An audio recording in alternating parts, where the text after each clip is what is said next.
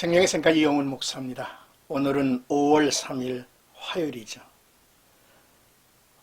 우리는 여호수아서를 묵상하고 있는데 오늘은 64번째 시간을 맞습니다.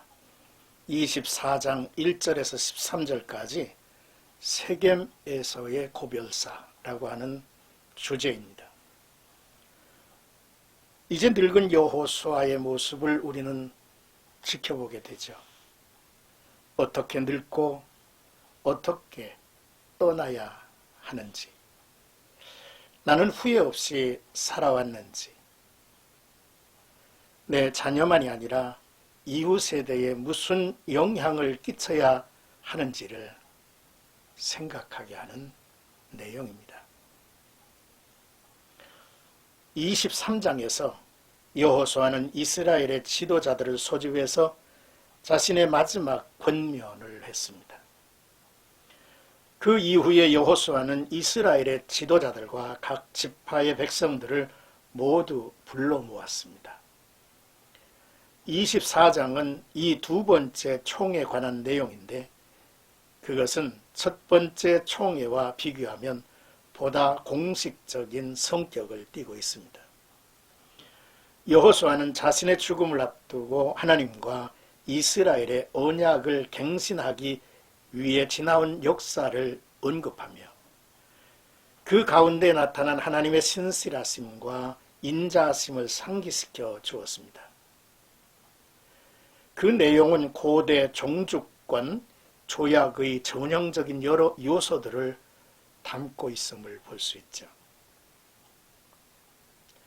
첫째는 전문이 소개되고, 둘째는 역사적인 서원, 셋째는 규정 조항과 백성들의 응답, 넷째는 조약 본문의 보관 및 언약 문서의 공적인 낭독, 다섯 번째 증인을 세웁니다. 그리고 여섯 번째로 언약 준수에 따르는 축복과 언약 파기에 따르는 저주를 내용으로 삼고 있죠. 이런 요소들이 이 고별사에서 여호수아가 백성과 하나님과의 언약갱신의 뜻을 두고 증거한 말씀의 내용 속에 흩어져 있다는 것이죠.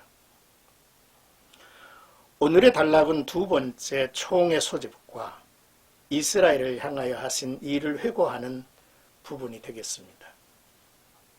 먼저 1절에 여호수아가 이스라엘 백성을 세겜에 모이게 하다라는 내용입니다. 죽음이 임박한 노년의 여호수아에게 있어 가장 큰 관심은 자신이 죽은 이후에도 다음 세대인 이스라엘 백성들이 하나님의 축복을 받아 오래도록 번영과 행복을 누리는 것이었습니다. 여호수아는 자기가 세상을 떠나기 전에 이스라엘 백성을 세겜에 불러 모은 것이죠.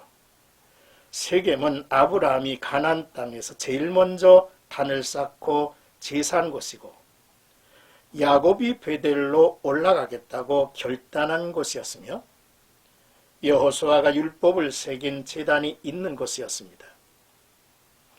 여호수아가 세겜에 모인 이스라엘 백성들을 불렀을 때 그들은 여호수아 앞에 나와선 것이 아니라 하나님 앞에 나와 섰다고 했습니다.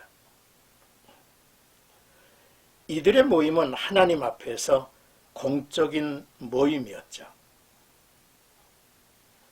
나의 신앙생활에 있어서 기념될 만한 곳이 있어야 되겠다라는 생각을 묵상을 했습니다.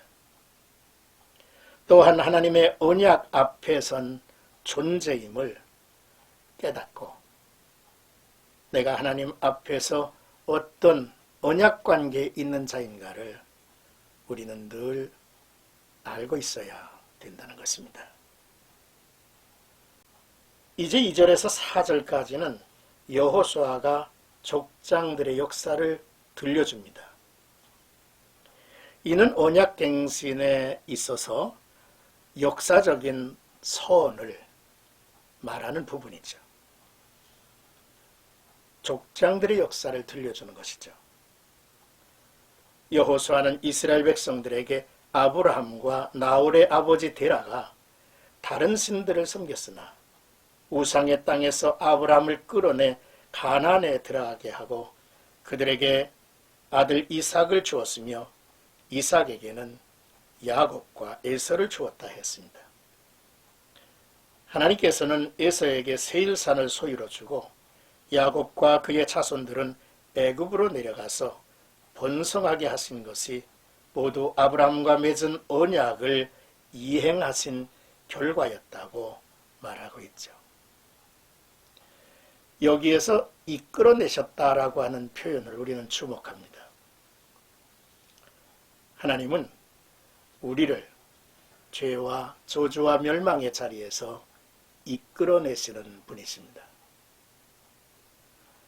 멸망으로부터 구원을 베푸시는 전적인 은혜로서 믿는 자들은 그러한 은혜 안에서 살아가는 자들임을 일깨워주죠. 이제 5절에서 13절까지는 언약갱신에 있어서 역사적인 내용으로 여호수아가 출애굽과 광야 그리고 가나안 정복의 역사를 회상시켜주는 내용입니다. 하나님은 이스라엘 자손을 애굽에서 크게 번성케 했죠. 그럼에도 그들은 한낱 하층민에 불과했습니다. 하나님은 모세와 아론을 애굽에 보내셨죠. 하나님께서 여러 재앙과 홍해 도화 사건, 애굽 군대의 몰살 그리고 광야에서의 기적을 보이시면서 인도하신 이야기입니다. 또한 아모리 족속과 모압과의 전쟁에서 승리한 것도 하나님께서 하신 일이었다는 것을 상기시켜 주죠. 내가 왕보를 너희 앞에 보내어 그 아모리 족속의 두 왕을 너희 앞에서 쫓아내게 하였나니 너희의 칼이나 너희의 활로서 이같이 한 것이 아니며 라고 말씀을 하십니다. 여기에서 왕볼은 자연적인 여러 재해를 말하며 찌르다, 괴롭게 하다, 고통을 주다라는 의미가 있죠. 이 지방에 자생하는 말벌을 말하죠. 자연 재해를 말하고 있는 것입니다. 또한 왕벌은 하나님의 직간접적으로 역사하신 상징으로 설명을 하고 있는 것입니다. 그리고 거짓 선지자 발람이 모압 왕 발락에게 매수되어서 이스라엘을 저주하려 했던 이야기를 이어하죠. 하나님께서 나귀를 통해서 그의 길을 막으셨고 발람을 감동시켜서 저주를 축복으로 바꾸셨습니다. 이 발람의 말 가운데 이런 말이 기억납니다. 하나님이 축복하신 것을 내가 사람이 돌이킬 수 없는 것이니라 한 말이죠. 나아가 가나안 정복은 칼이나 활로서 승리한 것이 아님을 지적하고 여호와께서 이스라엘 군대 앞에서 가나안의 많은 족속을 물리치게 해 주셨다고 증언하고 있죠. 13절에 이스라엘은 그 땅을 위해 수고하지 않았으며 그 성읍을 건설하지도 않았지만 하나님께서 주셔서 그곳에 거주하게 되었고 또 그들은 자신들이 심지도 아니한 열매를 먹었다고 했습니다. 사랑하는 새가족 여러분, 신앙 회복은 하나님이 베푸신 은혜를 기억하고 감사하는 것에서부터 시작됩니다. 지금까지 베풀어 주신 하나님의 은혜를 헤아려 볼 줄 아는 것이 지혜입니다.